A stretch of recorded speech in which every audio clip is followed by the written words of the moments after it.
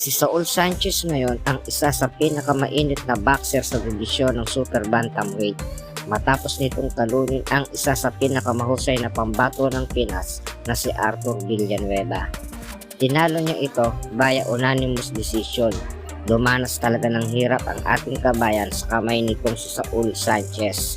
Si Saul Sanchez ay isang Mexican-American, ipinanganak sa Encino, California, USA. May taas itong 5'5" at may edad itong 27.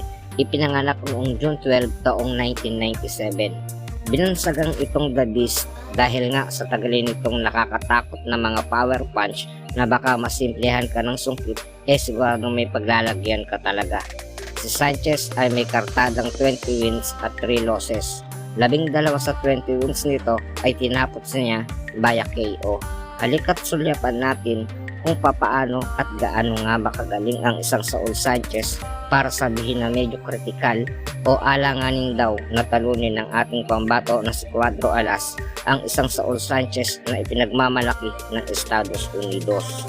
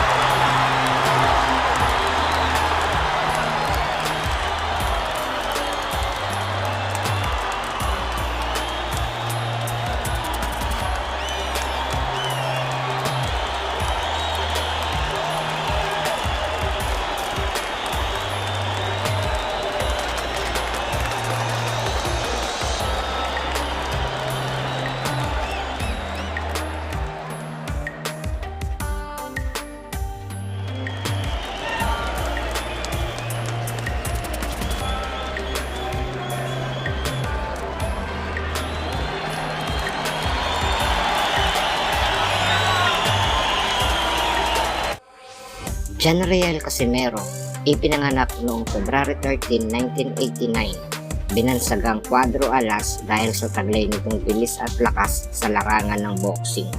Si Cuadro Alas ay may taas na 5 feet 4 inches at mayroon itong 33 wins, 22 knockout, 4 losses at 1 draw na record sa kanyang professional career.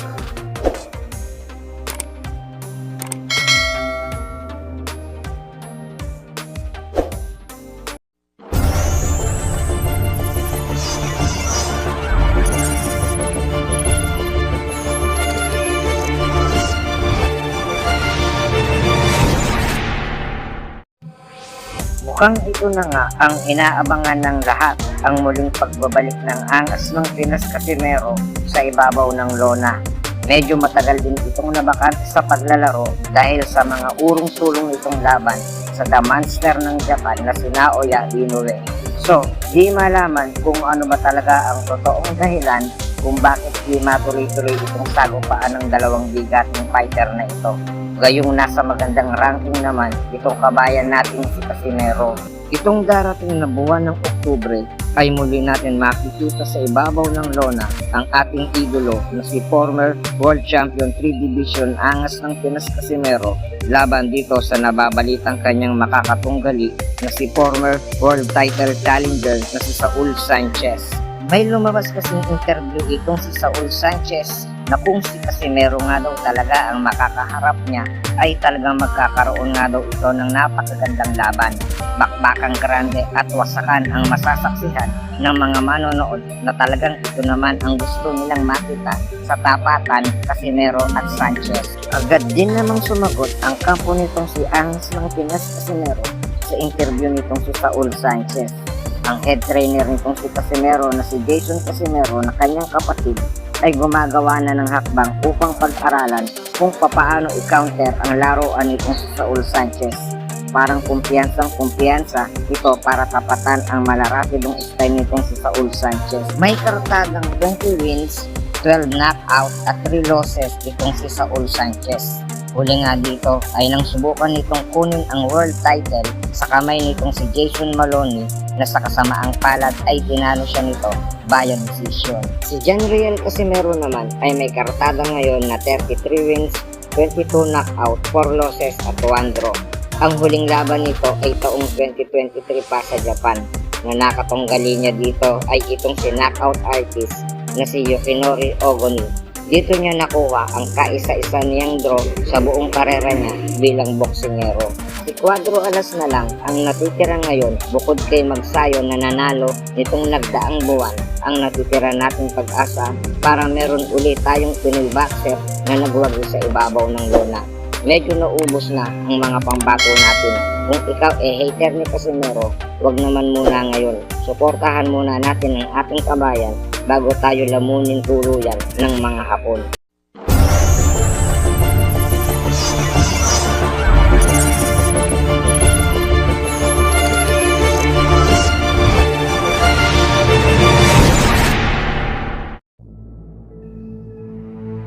Si Naoya Inoue ay isa sa 3 boxer na nasa history na naging undisputed champion sa 2 weight classes na may 4 na belt. Isa yan sa dahilan kung bakit ang mga top contenders na boxer ay gusto siyang labanan. Iyan nga ay dahil sa meron siyang mataas na presyo. Manalo o matalo, sigurado na ang pagyaman mo.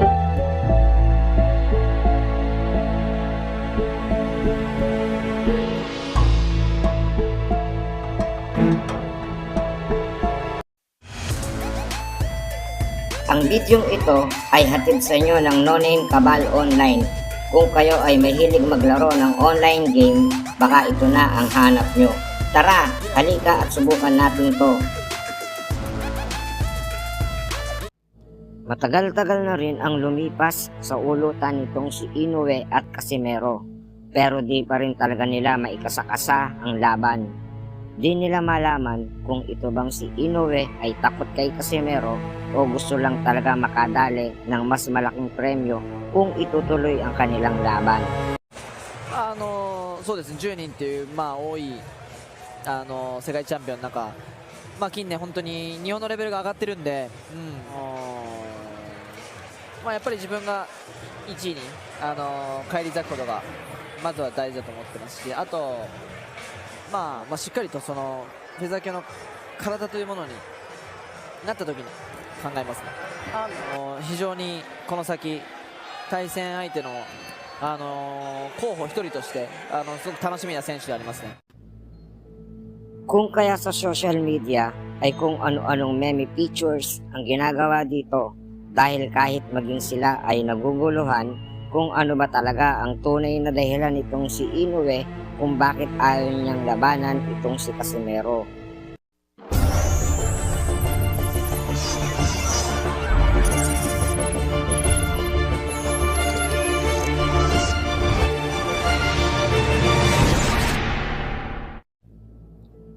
Kung ating natatandaan, taong 2020 ay nailapat na ang laban nitong si Inoue at Casimero.